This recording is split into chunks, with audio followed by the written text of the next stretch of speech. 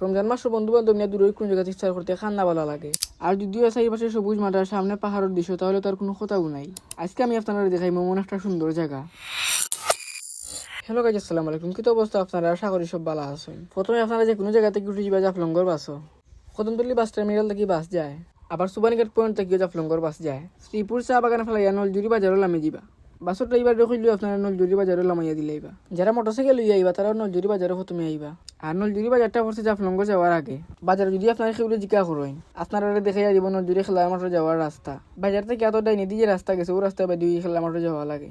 সোজা এই রাস্তা বাদি যাওয়ার পরে তেতোহার বাদে আরও দুইটা রাস্তা আছে। আপনারা আতর ডাইনি দিয়ে যে রাস্তা গেছে ও রাস্তা বাদি যাইবা। গাড়ি গেলে প্রায় 10 মিনিটের মতো সময় লাগবে। আর নলজুরি খেলার মাঠে যাওয়ার রাস্তা অনেক বেশি সুন্দর লাগে দেখতে।